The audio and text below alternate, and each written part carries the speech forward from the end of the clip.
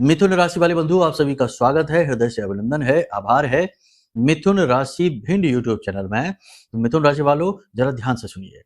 1 से 7 सितंबर बेहद महत्वपूर्ण समय और काल, पितृपक्ष के ठीक पहले का समय। और इसी समय पर यह निर्धारित हो जाता है कि आपके जीवन में पितरों की कृपा आएगी। आपके ऊपर लगे हुए पितरों के दोष, श्राप और आरोप सही साबित होंगे। आप उनकी सजा भोगेंगे या आप इनसे मुक्त हो जाएंगे। जी हाँ बंधुओं, यह जो समय और काल होता है यह बेहद महत्वपूर्ण है, शास्त्रों के अनुसार भी और जीवन की दशा और दिशा के अनुसार भी।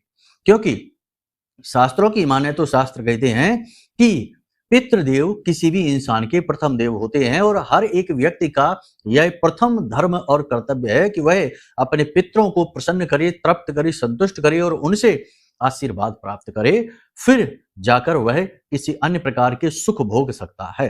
तो अब इस 1 तारीख से 7 तारीख के बीच में कुछ बेहद जरूरी बातें हैं जिन्हें आपको ध्यान रखना है। और सबसे महत्वपूर्ण बात यह है कि कुछ जरूरी घटनाक्रम आपके जीवन काल में घटित होने वाले हैं जो आपके जीवन की दशा और दिशा को बदलेंगे, लेकिन इनके विषय में आपको किसी से भूल कर भी नहीं बताना है। बेहद महत्वपूर्ण कार्यक्रम है। इस कार्यक्रम में हम ठीक वो बातें करेंगे जो आपके लिए मार्गदर्शक का कार्य करेंगे। याद रखना बंधुओं कि जीवन में जब महत्वपूर्ण समय और काल चल रहा हो, उस समय आवश्यकता होती है एक मार्गदर्शक की। जैसे कि कहीं बहुत ज्यादा भीड़ है, कहीं बहुत ज्यादा आंधी तूफान चल रहा है, तो एक बुद्धिमान जानकार इंसान यदि मार्गदर्शक बन जाए तो इन सब चीजों से बाहर निकलना आसान हो जाता है। ऐसे ही कोई भी समय और काल यदि किसी के मार्गदर्शन से पूर्ण होता है तो उसमें हमें श्रेष्ठतम सफलताएं हासिल होती हैं, उसके लाभ प्राप्त होने शुरू हो जाते हैं। इसीलिए यह कार्यक्रम हमने आपके लिए बनाया। बंधु, यह कोई साधारण कार्यक्रम नहीं है, यह कार्यक्रम आपके जीवन का जीपीएस है। क्योंकि इसके बाद अब 1 साल तक आपका जीवन कैसा बीतने वाला है, इस कार्यक्रम को देखने के बाद यह निर्धारित हो जाएगा। इस कार्यक्रम को अंत तक देखना आपका सबसे बड़ा धर्म है, सबसे बड़ी ड्यूटी है, क्योंकि इसे बनाने में हमने सचमुच में बहुत मेहनत की है। एक एक बात चुन चुनकर आपके लिए, आपके जीवन से जुड़ी हुई, आज की परिस्थितियों से जुड़ी हुई है। 5 बड़ी भविष्यवाणियां हैं, 3 ऐसी घटनाएं हैं जो जीवन को बदलने वाली हैं और कुछ ऐसी बातें हैं जिन्हें आपको बेहद गुप्त रखना है। और जब हम ये कहते हैं कि गुप्त रखना है तो यहां पर ये बात आप समझ लीजिए कि आप एक भावुक इंसान हैं, भावनाओं में बहकर अपनी बातें सरेआम कर देते हैं, लोगों को बता देते हैं। इसीलिए पहले से ही हम आपको बता देते हैं कि कौन सी वो 3 घटनाएं, बातें हैं जिन्हें आपको गुप्त रखना है, प्राइवेट रखना है। ठीक है, तो इनके बारे में जानिए। इसी के साथ साथ कुछ ऐसे जरूरी कार्य जो आपको इस समय और काल पर जरूर रेगुलर प्रतिदिन करने ही चाहिए। इससे आपका जो पितृपक्ष का समय है यह अत्यंत शुभ रहेगा। पितरों की पूर्ण कृपा आपको प्राप्त होगी और भयानक से भयानक पितृ दोष भी आपके ऊपर लगा होगा ना, वह भी समाप्त हो जाएगा। और इसके प्रमाण आने वाला घटनाक्रम आपको बताएगा। बंधुओं, कार्यक्रम के अंत में हम आपको बताएंगे 2 बड़े शक्तिशाली उपाय जो हर प्रकार की निगेटिविटी को हटाएंगे और बुरी से बुरी समस्या जो आपके जीवन में कठिन से कठिन परिस्थिति बनी हुई है उससे छुटकारा दिलाने में आपके लिए रामबाण औषधि के समान कार्य करेंगे। जी हाँ बंधुओं, बहुत ही महत्वपूर्ण कार्यक्रम है बंधुओं, इस कार्यक्रम को पूरा देखना ही है, वरना हमारा प्रयास तो असफल होगा ही होगा। आपके जीवन में भी कई प्रकार के ऐसे घटनाक्रम घटित हो जाएंगे जिन्हें समझ पाना बहुत मुश्किल है। तभी तो अक्सर ये होता है कि हम बहुत सारे लोगों की कुंडलियां देखते हैं और लोग हमसे कहते हैं कि गुरुजी पता नहीं क्या हुआ, अचानक से ऐसा हो गया कि बर्बादी जीवन में बढ़ती ही चली जा रही है। अचानक से कुछ ऐसा हुआ कि बिजनेस ही डूब गया। अचानक से कुछ ऐसा हुआ कि रिश्ते में जैसे आग सी लग गई, रिश्ता ही समाप्त हो गया, चाहे पति पत्नी का हो, चाहे भाई भाई का हो। अब ये अचानक से होने वाली जो चीजें होती है ना, ये कभी अचानक नहीं होती। ये चीजों की शुरुआत बहुत पहले ही हो जाती है, संकेत भी मिलने लगते हैं, लेकिन अनजाने में आप इन संकेतों को समझ नहीं पाते, ज्ञान न होने की वजह से, पता न होने की वजह से। और फिर जब इनका परिणाम विकराल रूप ले लेता है, बड़ा रूप ले लेता है, तब आप कहते हैं कि अचानक से ना जाने क्या हो गया। आप समझ रहे हैं ना हमारी बात? तो यही चीजें हैं जो हम आपको अपने कार्यक्रम के माध्यम से बताने का प्रयास कर रहे हैं। ध्यान से सारी बातों को समझना है, अंत तक कार्यक्रम को देखना है और आने वाले समय और काल को शुद्धतम श्रेष्ठतम तरीके से अपने जीवन में उपयोग करना है ताकि आप केवल और केवल उन्नति हासिल करें। तो चलिए बंधु, उम्मीद करते हैं आप हमारी बातों को समझ रहे हैं, कार्यक्रम में अंत तक जरूर ठहरेंगे। अब महामाई को अभिवादन करते हैं, आभार व्यक्त करते हैं। कमेंट बॉक्स में पूरे भक्ति भाव के साथ लिख डालिए, जय मां भद्रकाली कृपा करो। महामाई इतनी दयालु हैं कि वो निश्चित तौर पर आपके ऊपर कृपा कर ही चुकी हैं, तभी तो ये कार्यक्रम सही समय और काल पर आप देख रहे हैं। और यदि आप रेगुलर हमारे कार्यक्रम देख रहे हैं तो 100% जीवन में कुछ ना कुछ पॉजिटिविटी तो आनी शुरू हो ही चुकी है। रही सही कसर आगे भी पूरी होगी, ठीक है। तो चलिए आशावादी बनिए। कमेंट बॉक्स में ये भी लिखिए कि मैं भी माई के परिवार का हिस्सा हूं, क्योंकि ये बड़े सौभाग्य की बात है कि खुद महामाई के परिवार का हिस्सा। अब वैसे तो परिवार के हिस्से माई के सभी हैं ही, लेकिन यदि आप भाव कहकर प्रकट करते हैं तो उसका एक अलग ही आनंद है, क्योंकि फिर माई की दृष्टि आपके ऊपर पड़ती है। तो लिख डालिए, कोई संकोच नहीं, कोई इसमें मेहनत नहीं, कोई पैसा नहीं, जरा सा बस प्रयास है, कर डालिए। पीछे ना हटिए इन मौकों को हासिल करने में, क्योंकि कोई भी प्रयास असफल नहीं होता, क्रिया के खिलाफ प्रतिक्रिया होती ही है। ये बात अलग है कि देर सवेर हो सकती है, लेकिन होगी जरूर, ठीक है। चलिए बंधु, उम्मीद करते हैं कि आपने सारी बातें समझ ली हैं। अब अपने मूल विषय को शुरू करते हैं। ध्यान से सुनिए 5 बड़ी भविष्यवाणियां, फिर स्टेप बाय स्टेप आगे बढ़ेंगे, ठीक है। जय माई की। बंधुओं, ज्योतिष और तंत्र विद्या के क्षेत्र में आचार्य अमित एक जाना माना नाम है। पूज्य गुरुदेव के साधनाओं और ज्योतिष विद्या के अनुभव बेहद दिव्य है। जी हाँ, पूज्य गुरुदेव ने जिसकी भी कुंडली का विश्लेषण किया और कुंडली के अनुसार उसे सटीक उपाय व महामाई माँ बगलामुखी की विशेष कृपा दी, उसके जीवन में सकारात्मक बदलाव तो आए ही है। फिर चाहे समस्या कितनी ही कठिन क्यों ना हो, समाधान तो अवश्य हुआ है। अब ऐसे में यदि आप भी अपने जीवन की किसी बड़ी समस्या से जूझ रहे हैं, जैसे कि कर्जा बढ़ता ही जा रहा है, काम धंधा और व्यापार सब रुक चुका है, रिश्ते नातों में तनाव हद से ज्यादा बढ़ गया है, पूरा जीवन ही नकारात्मकताओं से भर गया है, तो ऐसे में यही सही समय है जब आप श्रेष्ठ गुरु से मार्गदर्शन प्राप्त करें और जीवन के अंधकार को समाप्त कर दिव्य प्रकाश की ओर कदम बढ़ाएं। वीडियो में दिए गए नंबरों पर तुरंत संपर्क करिए और अपनी कुंडली का विश्लेषण व समाधान पूज्य गुरुदेव के द्वारा करवा लीजिए। देर ना करें, आपके देवी देवताओं के आशीर्वाद से ये मौका खुद चलकर आपके पास आया है, इसे गंवाना नहीं है।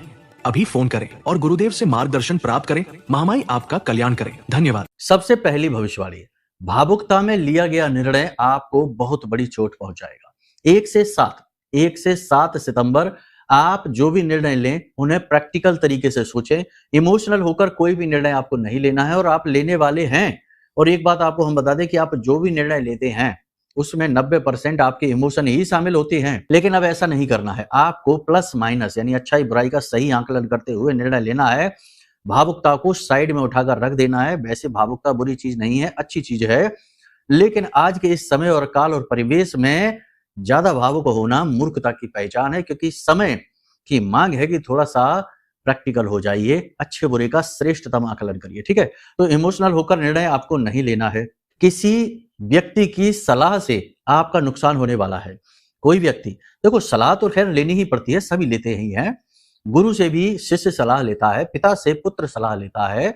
सलाह लेना तो एक सामान्य सा कर्म है, लेकिन सलाह लेते लेते इंसान की आदत ही बन जाती है कि वो हर वक्त सलाह मांगता है। छोटे से छोटे काम में भी वो सलाह लेने लगता है। फिर यहाँ पर आप मौका दे देते हैं ऐसे लोगों को जो आपको नुकसान पहुंचाना चाहते हैं, या मूर्ख जैसे लोग हैं, उन्हें कुछ अता पता नहीं है लेकिन सलाह देने की फितरत है। तो ऐसे लोगों से जब आप सलाह ले लेते हैं तो आप नुकसान करवा बैठते हैं अपना स्वयं का। ऐसा ही होने वाला है। तो सलाह लेते समय अलर्ट रहें। जिससे भी सलाह परामर्श ले रहे हैं उसे उसके स्तर, उसकी बुद्धि के स्तर, उसकी समझदारी को जरूर समझें, जानें, ठीक है। शारीरिक कष्ट 100% होने वाला है। 2 तरीके का कष्ट मूल तौर पर रहेगा। पहला कि शरीर के किसी विशेष भाग में दर्द होगा, पेट में दर्द हो सकता है, ज्यादा एसिडिटी हो सकती है, यानी खाने पीने पर ध्यान दें। जॉइंट्स में, मांसपेशियों में दर्द हो सकता है। दूसरा, चोट लग सकती है, दुर्घटना हो सकती है। संभल कर वाहन चलाना है, ऊंचे स्थानों पर सोच समझ कर जाना है। पैसे को बचाकर रखना है। निवेश करने के बारे में सोच रहे हैं, करिए निवेश, मौके भी आपके पास आएंगे इन्वेस्ट करने के। लेकिन फिर से वही बात हम कहेंगे कि पैसे का निवेश करते समय अलर्ट बहुत रहें, सोच समझकर पैसा लगाएं। सारी चीजों का सही आकलन करते हुए आगे बढ़ें। पैसे को दबा कर रखें, फिजूल खर्ची बिल्कुल भी ना करें। जितनी जरूरत है उतनी ही आवश्यकता के अनुसार ही खर्च करें।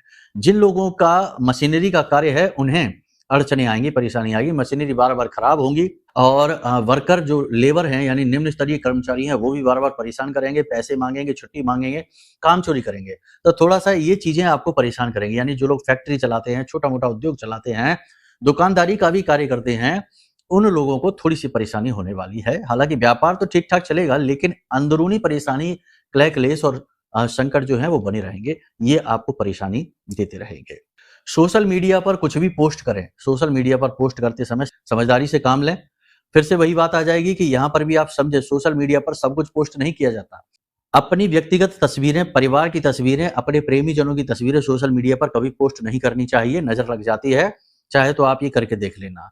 पति-पत्नी ही हो या प्रेमी-प्रेमिका हो, एक-दूसरे का संबंध मधुर चल रहा हो, आप लगातार 2-3 दिन सोशल मीडिया पर पोस्ट करके देखो अपने हँसने-मुस्कुराने की तस्वीरें और आप देखेंगे कि तुरंत झगड़ा हो जाएगा, तुरंत आपस में मनमुटाव, टकराव शुरू हो जाएगा।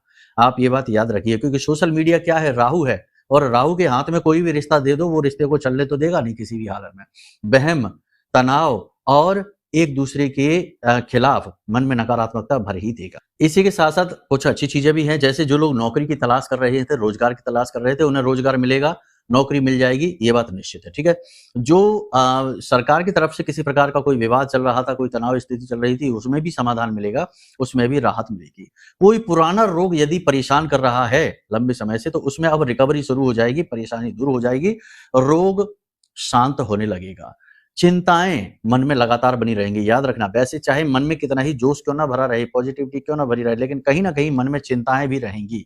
चुगलखोर यानी जो चुगली करने वाले लोग हैं, वे आपके खिलाफ लगातार सक्रिय बने रहेंगे और आपकी उच्च अधिकारियों से चुगली करते रहेंगे, बुराइयाँ करते रहेंगे, भड़काने का प्रयास करेंगे। परिवार में भी किसी विषय को लेकर, किसी बात को लेकर चर्चा चलेगी। प्रॉपर्टी को लेकर, धन खर्च को लेकर, हिसाब-किताब को लेकर किसी प्रकार की चर्चा चलेगी जो आपके लिए थोड़ी-सी नेगेटिव हो सकती है। कुल मिलाकर देखा जाए तो परिवेश पॉजिटिव और नेगेटिव का तालमेल है, इसे आपको बुद्धिमानी से हैंडल करना होगा। ये सारी भविष्यवाणियाँ जो हैं ये बिल्कुल सामान्य है, आपकी राशि की भविष्यवाणियाँ की जा रही हैं, ग्रह नक्षत्रों के आधार पर की जा रही हैं। बहुत सारी भविष्यवाणियाँ तो आपसे मिल रही होंगी लेकिन हो सकता है कुछ ना भी मिल रही हों। अब व्यक्तिगत तौर पर आपको जानना है कि आपके जीवन में क्या चल रहा है, आपकी परेशानी का कारण क्या है? क्योंकि देखो, एक तो होता है सामान्य इलाज जो गए बाजार से दवाई ली, खाली बुखार आ रहा था, ठीक हो गया। एक है कि बार-बार बुखार आ रहा है, ठीक होने का नाम ही नहीं ले रहा है, तो इसका क्या कारण है? इसका मूल कारण जानना, इसके लिए चेक कराना पड़ता है, डॉक्टर को रिपोर्ट देनी पड़ती है। वैसे ही आपके जीवन में जो बार-बार परेशानी आ रही हैं, जो कुछ परेशानियाँ जिनका अंत होने का नाम ही नहीं ले रहा है, इनका कारण क्या है? तो इसके लिए चेक कराना होगा यानी अपनी कुंडली दिखानी होगी। कुंडली दिखाएँगे तो उसमें जो योग युतियाँ हैं, जो दोष हैं, जो नेगेटिविटी है, जो कोई ग्रहों की वजह से तमाम दोष बनते हैं जैसे कि शनि चंद्र दोष हो गया, विष दोष बन गया है या शनि का केतु के साथ हो गया, गुरु का राहु के साथ हो गया, मंगल का राहु के साथ हो गया, लग्न दोष हो गया, बहुत सारी समस्याएँ हो सकती हैं। तो इनमें से आपकी कुंडली में क्या है ये जानना बेहद ज़रूरी है।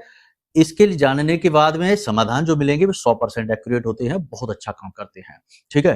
तो इसके लिए कुंडली का विश्लेषण करा लो, वो सर्वश्रेष्ठ सलाह है, ठीक है? बाकी अब जो दुर्बुद्धि हैं उनको तो इसमें भी ये लगेगा कि लो अपना प्रचार करें, प्रचार नहीं है भाई, कहीं भी कराना है वहाँ करा लो, यहाँ कराना है हमसे करा लो, जिससे भी कराना है करा लो, लेकिन जो सही तरीका है वो तो बताना ही पड़ेगा। बाद में जब लाखों करोड़ों का घाटा हो गया, दुर्घटना एक्सीडेंट हो गए, नकारात्मक घटनाएँ घट गई, फिर कुंडली लेके घूम रहे हैं कि गुरुजी देखो हमारे जीवन में ऐसा क्यों हुआ? ये क्यों हुआ इससे जानने से बेहतर है कि पहले ही दिखा लेते कुंडली तो ऐसे होने से बच भी सकते थे। या घटना होती तो उतनी भीषण, उतनी बुरी ना होती। काफ़ी हद तक बचाव हो जाता, ठीक है ना? इसीलिए जो लोग बहुत बुद्धिमान हैं, जो बहुत कामयाब हैं, सफल हैं, उद्योगपति हैं, नेता हैं, ये लोग पहले ही अपनी कुंडलियाँ दिखाते रहते हैं समय-समय पर, अपने बारे में जानते रहते हैं और इसी के अनुसार वो लगातार कामयाबी हासिल करते चले जाते हैं, ठीक है? उम्मीद है आप सारी बात समझ रहे हैं। अब बात करते हैं कि कौन-सी वो घटनाएँ हैं जिनके बारे में आपको किसी से भी बताना नहीं है। देखो, कुछ बातें हैं जो बहुत ही ज़रूरी है और बहुत ही नाजुक हैं, इनके बारे में भूल कर भी नहीं बताना।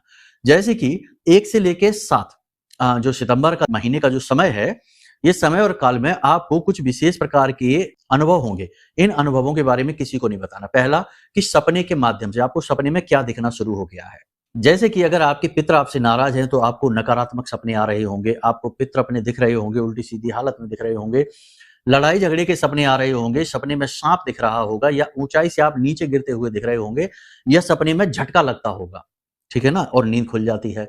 तो ऐसी चीज़ें अगर दिख रही हैं, तो आप समझिए कि ये संकेत किसी से बताना नहीं है, इसका उपाय करना है, ठीक है ना? क्या करना है वो हम अभी आपको बताएँगे। इसी प्रकार यदि आपको पितृ हँसते-मुस्कुराते दिखाई दे रहे हैं, आपको गले से लगा रहे हैं, आपको आशीर्वाद दे रहे हैं, आपकी अच्छी-अच्छी बातें आपको कह रहे हैं, सलाह दे रहे हैं, क्योंकि होता है ऐसा, बहुत सारे लोग कहते हैं। इसी के साथ-साथ अपने गुरुजन आपको दिखाई देते हैं और माता-पिता या फिर अन्य प्रकार का जो है ना, जो आपके जीवन में महत्व रखते हैं, ऐसे लोग आपको दिखाई दे जाते हैं, तो ये भी बहुत अच्छा संकेत है। इसमें भी अच्छाई छिपी हुई है। इसी प्रकार यदि आपको गाय, बरगद का पेड़ और हंस, मोर वगैरह या कुत्ता या शेर ऐसे सपने दिखाई दे जाते हैं तो ये भी अच्छे संकेत ही कहे जाते हैं। अब ऐसे संकेत सपने में दिखते हैं तो इसके बारे में किसी से बताना नहीं है, ठीक है ना? ये आपके निजी अनुभव हैं, इनके अनुसार जीवन में बदलाव लाने हैं, इनको किसी से बताकर इन अनुभवों को खराब नहीं कर देना है। इसी प्रकार आपको कहीं से राहत मिल रही है, मानकर चलते हैं कि कोई एक ऐसा व्यक्ति है आपके जीवन में जो आपके लिए गुरु की भूमिका में है, वह पल प्रतिपल आपका मार्गदर्शन कर रहा है, आपको बता रहा है कि ये करना है, ये नहीं करना है, तो अब उसके बारे में किसी से नहीं बताना। ये नहीं कि सेखी बघार रहे हैं, बैठ गए कहीं 4 लोगों में और कह रहे हैं कि अब आप टेंशन न लो, अब हमारे पास में तो सलाहकार है, हमें तो अब कोई टेंशन नहीं होगी, ये कर लेंगे, वो कर लेंगे, नहीं। ये बातें भी गुप्त रखने की बातें होती हैं।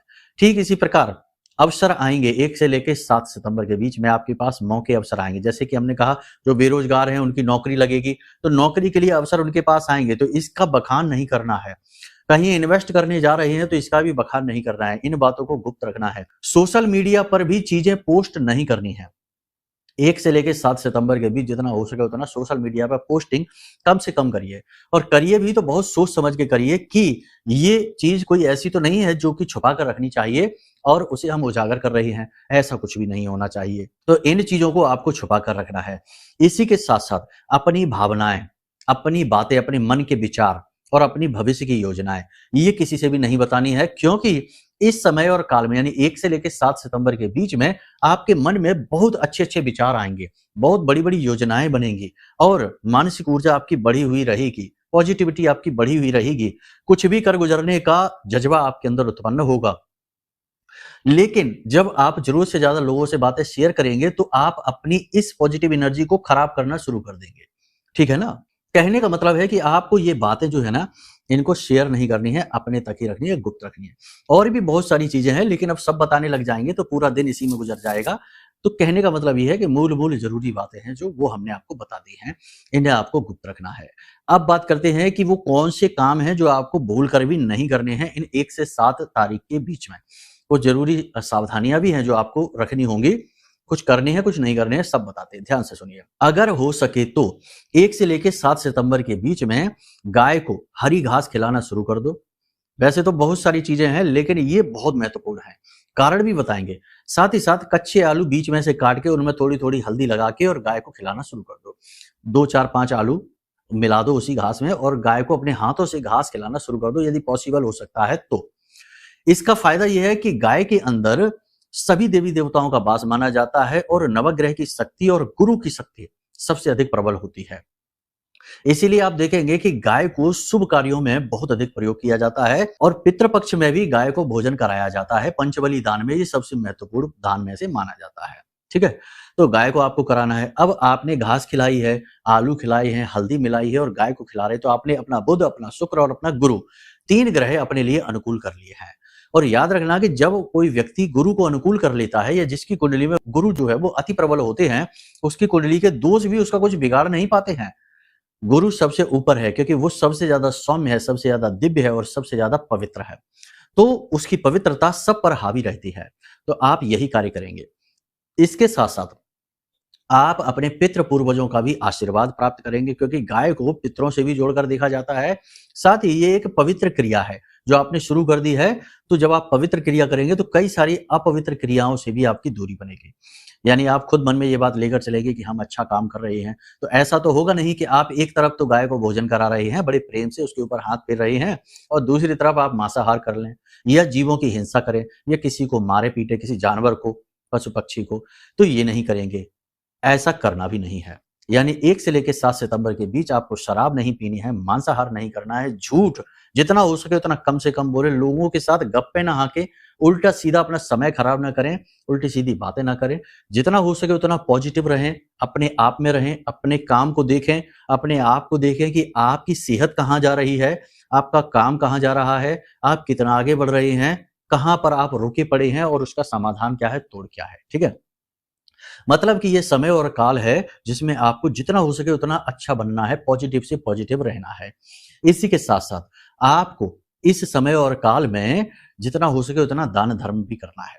मतलब कि आप मंदिर जाइए, प्रतिदिन जाइए, हो सके तो, नहीं जा सकते तो कम से कम 3-4 बार तो चले ही जाना और मंदिर में जाकर वहां पर बैठकर थोड़ा समय बिताइए और दान पात्र में 10-5 रुपए ही सही, थोड़ा बहुत ही सही दान पात्र में जरूर डालकर आइए, ठीक है, क्योंकि इसके बाद बहुत अच्छा समय आ रहा है, नवरात्रि का पर्व आ रहा है, तो उसमें वो आपका धन प्रयोग हो जाएगा।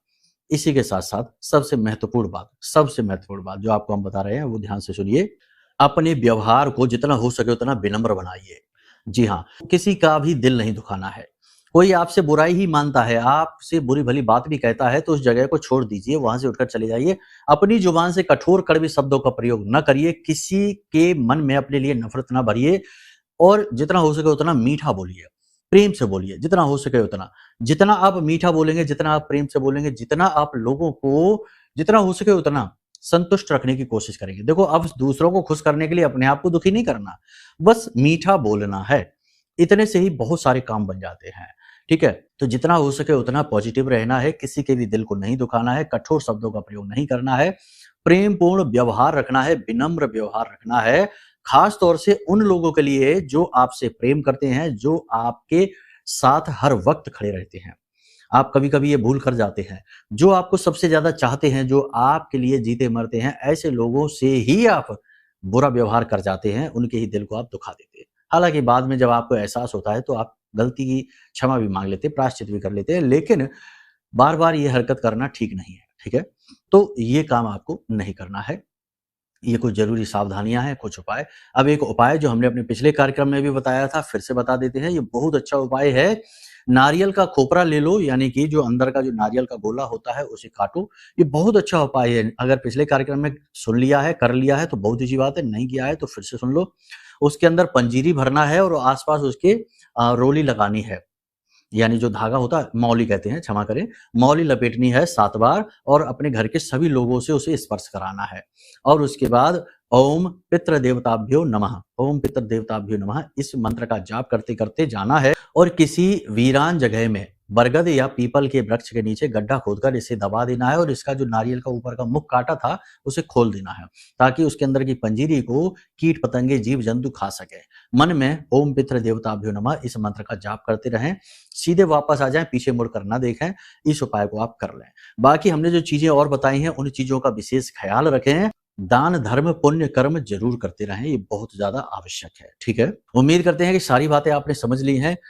अब यदि आपको ऐसा लगता है कि जैसे कोई जानबूझकर आपके पीछे पड़ा है, किसी प्रकार का बहुत बड़ा दोष आपके ऊपर लगा है, समाधान मिल नहीं पा रहा है, तो आप चिंता न करिए। भयंकर से भयंकर निगेटिविटी की काट है यह महाशक्तिशाली रक्षा कवच। ये रक्षा कवच हमने आपके लिए ही निर्मित किया है, क्योंकि हर व्यक्ति साधक नहीं बन सकता, हर व्यक्ति माता से सीधे जुड़ नहीं सकता। पूजा पाठ करना एक सामान्य क्रिया है, लेकिन कठोर साधनाएं करना, देवी शक्ति को सीधे तौर पर साधना और अपने जीवन में उनकी कृपा लाना एक बिल्कुल ही अलग कार्य है। इसके लिए गुरु की आवश्यकता होती है। प्राचीन काल में गुरु देवी देवताओं को सिद्ध करते थे और अपने शिष्यों को उनसे जुड़े हुए हथियार देते थे और रुद्राक्ष मालाएं देते थे, मणियां देते थे, जिससे कि शिष्य जो होते थे वो अपने आप ही उस सिद्धि को हासिल कर लिया करते थे, या गुरु कभी कभी वरदान या आशीर्वाद भी दे दिया करते थे। तो कहने का मतलब यह है कि गुरु का तपोबल शिष्य के काम आ जाता है। इसी प्रकार हमने सोचा कि जब कोई कठोर साधनाएं नहीं कर सकता, जैसे माँ बगलामुखी की जो साधना है वो बहुत कठोर होती है, बहुत नियम संयम होते हैं उसमें, तो हर व्यक्ति नहीं कर सकता, लेकिन उनकी कृपा तो सबको चाहिए। तो इसी का समाधान हमने ये रक्षा कवच बनाया। जब ये रक्षा कवच आपके घर पहुंचेगा तो ये आपको बड़े अद्भुत अनुभव कराएगा, सपने के माध्यम से कराएगा और भौतिक जीवन में भी कराएगा। बहुत सारे लोगों ने कई कई प्रकार के अनुभव हमारे पास भेजे हैं, क्योंकि सैकड़ों लोगों पर कवच पहुंच चुकी है उनके घर, तो उन्होंने अपने अनुभव हमें बताए, तो बड़ा अच्छा लगा सुनकर।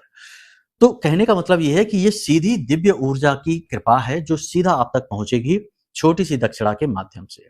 इस रक्षा कवच को कैसे मंगाना है, कैसे इसे धारण करना है, सारी जानकारी आपको मिलेगी। वीडियो में दिए गए नंबरों पर फोन करिए, सारी जानकारी आपको मिल जाएगी। बेफिक्र होकर आप इसे प्रयोग करिए और हमारा हर वक्त आपको सपोर्ट समर्थन भी रहेगा। पल पल पर आपको हम गाइड करेंगे, आप बिल्कुल टेंशन फ्री रहिए। नंबर खुलेआम है, दिन में 10 से शाम को 4 बजे के बीच कभी भी फोन करिए, सहायकों से बात करिए, जरूरत पड़ेगी तो हम स्वयं भी आपसे बात करेंगे, मार्गदर्शन करेंगे। सेवा ही हमारा परम धर्म है, क्योंकि माई के दास हैं। माई की सेवा करने के साथ साथ संसार की सेवा भी करनी पड़ती है, तभी भगवान की कृपा मिलती है, ठीक है। ये नियम है, विधान है, इसी के अनुसार चल रही है। बाकी आपका पूरा भाव हो, मन में माई के लिए इच्छा हो, प्रेम हो और हमारी बातों पर पूर्ण विश्वास हो, तो ही ये कवच ऑर्डर करना। क्योंकि अगर आपके मन में जरा भी नेगेटिविटी भरी है, आपको लगता है व्यापार चल रहा है, बिजनेस चल रहा है, ये है वो है, तमाम सारी बातें हो सकती है, तो बिल्कुल इस कवच को ऑर्डर मत करना, फिर ये काम ही नहीं करेगा। क्योंकि जहां भाव ही नहीं है, जहां सम्मान ही नहीं है, वहां कहां से आ जाएगी? पहले ही इतनी नेगेटिविटी भरी हुई है, तो ये दिव्य शक्ति जाएगी ही नहीं आपकी तरफ, ठीक है ना। कचड़े कूड़े में कभी देवता वास नहीं करते, ये याद रखना। उम्मीद है सारी बातें आपने समझ ली हैं। इन बातों को जीवन में उतारिए और अपने जीवन का उद्धार करिए। जितना हुआ कष्ट सह लिया, अब कष्ट का समय समाप्त, अब समय है उद्धार का, आगे बढ़ने का। प्रेम से बोलिए जय माई की, जय मां बगलामुखी। हमारे प्रिय और परम पूज्य आचार्य जी ने अपनी साधनाओं के अनुभवों पर आधारित शक्तिशाली उपाय और क्रियाओं के माध्यम से हजारों लोगों के जीवन को पूरी तरह से बदला है। आचार्य जी के द्वारा बताया गया हर एक उपाय इतना सटीक और कारगर होता है कि जो भी इसे पूरे भाव के साथ कर लेता है, उसे साक्षात महामाई की कृपा और आशीर्वाद प्राप्त हो जाती है। इसलिए निसंकोच इन उपायों को पूरे भाव के साथ करिए, आपका कल्याण होगा। जय माई की।